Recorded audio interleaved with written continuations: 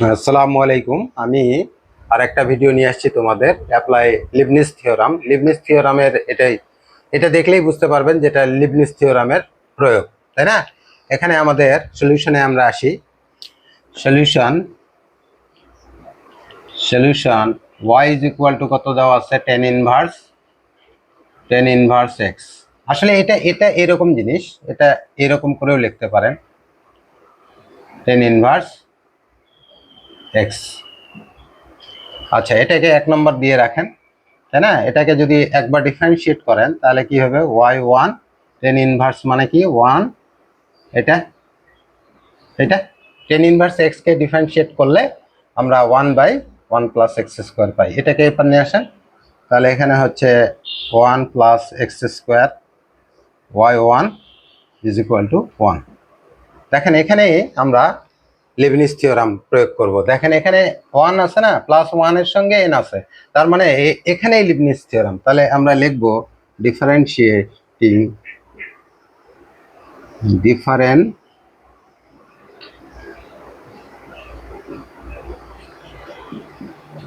n times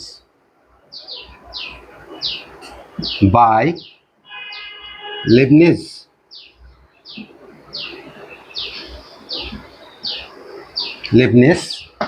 theorem, তাই না? তাহলে এখানে দেখেন এটা ঠিক থাকবে, আমরা এইভাবে লিখি। প্রয়োগটা দেখেন, NC0 এটা হবে n+1। এটা করবেন, এরকম হবে, আর এটা ঠিকই থাকবে। এটাকে 1 প্লাস এক্স স্কোয়ার এইভাবে লেখেন, এটা পরে লিখবেন, এটা কারণ আছে। পরেরটা দেখেন NC1 দিবেন, এবার একটা বেশি হবে, আর এখান থেকে 1 বিয়োগ হবে, তাহলে yn হবে। আর এটাকে করলে আমরা পাবো 2x। ঠিক আছে, তাহলে এটা আরেকবার ডিফারেন্সিয়েট এটা হবে, তাহলে এখানে হবে আমাদের NC2y। এখানে দেখেন 1 বিয়োগ করলে কত হবে? n-1 হবে, আর এখানে হবে 2। ঠিক আছে, আর এই পাশে কত হচ্ছে? এটা 0। তাহলে এখানে আমরা এটাকে তো 1 জানি, তাহলে এখানে লিখবেন 1 প্লাস এক্স স্কোয়ার yn+1, তাই না? এটা n 2nx, তাহলে এখানে লিখবেন এটা n, এটা 2x, তাহলে 2nx yn। আর এটা নিয়ে আসেন, এটা সমান কত? এটা সমান সূত্র জানেন, সূত্র n into n-1 divided to yn-1 into 2 is equal to 0। এই 2 কাটে দেন, 2 কাটে দেন, তাহলে আমাদের এখানে কত হচ্ছে? সূত্রটা আমরা এখানে লিখে দেই, 1 প্লাস এক্স স্কোয়ার yn+1, এখানে হচ্ছে 2nx yn, তাই না? আর এখানে থাকলো তোমার nটা দেন, n-1 yn-1 is equal to 0। এই তো, এই পর্যন্ত থাকলো। এটা সমীকরণ নাম্বার আপনারা দিবেন হচ্ছে 3।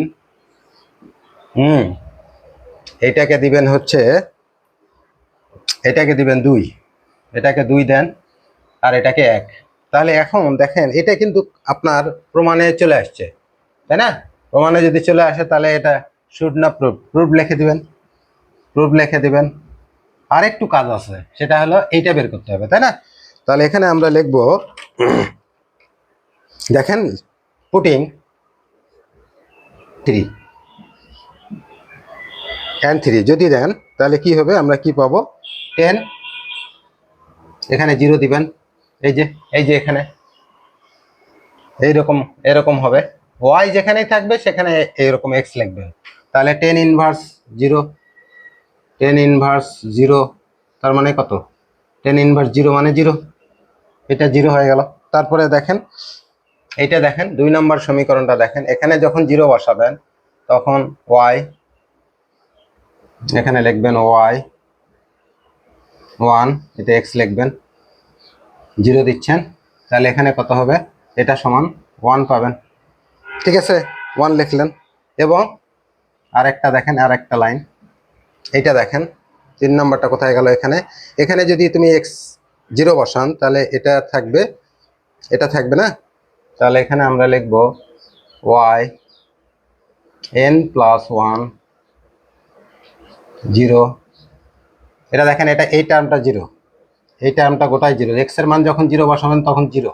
এখানে বসান, এখানে বসালে কি হবে? এখানে বসাই দেই,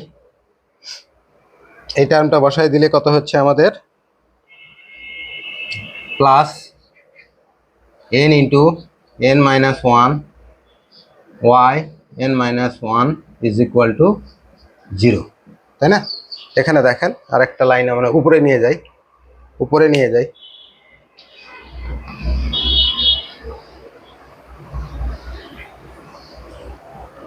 এটা লিখতে পারি।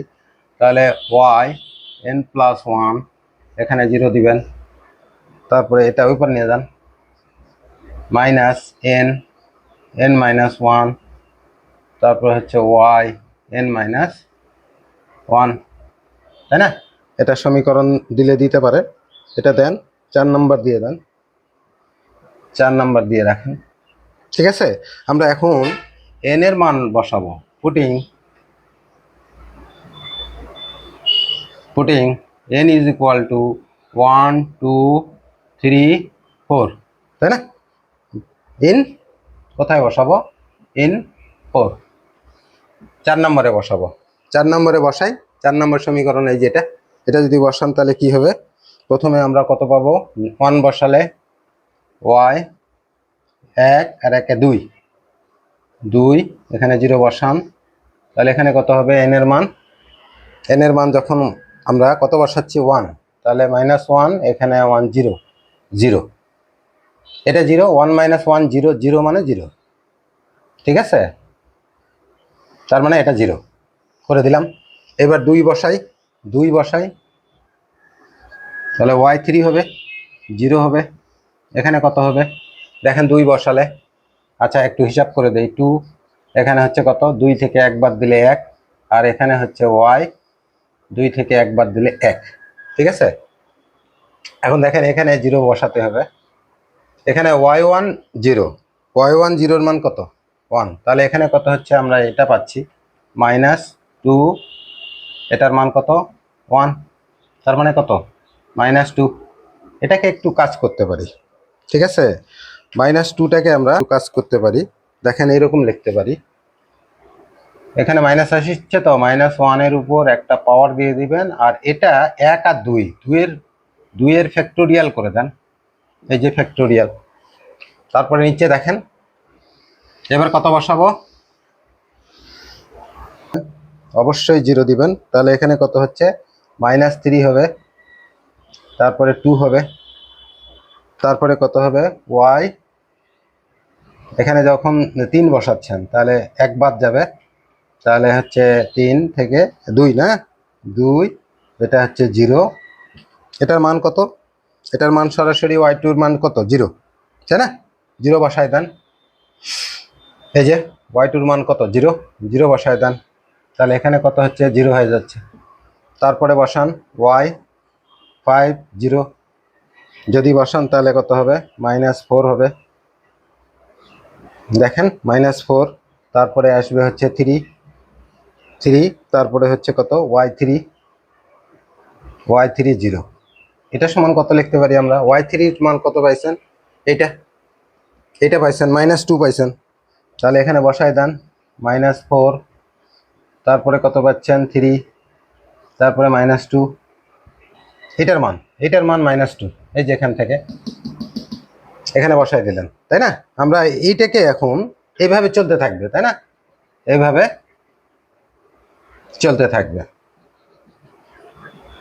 দেখেন আরেকটা লাইন করলে এটা শেষ হয়ে যাবে। -1 এর উপর স্কোয়ার দিয়ে দিলাম, আর এখানে ফ্যাক্টোরিয়াল 4 দিয়ে দিলাম, ঠিক আছে? এটাকে এরকম করে লিখতে পারি। তাহলে এখানে দেখেন, যখন n is odd means অযুগ্ম সংখ্যা, এখানে কয়টা অক্ষর আছে? 3টা, তাহলে বিজোড় সংখ্যা থাকার কারণে এটার নাম হচ্ছে বিজোড়।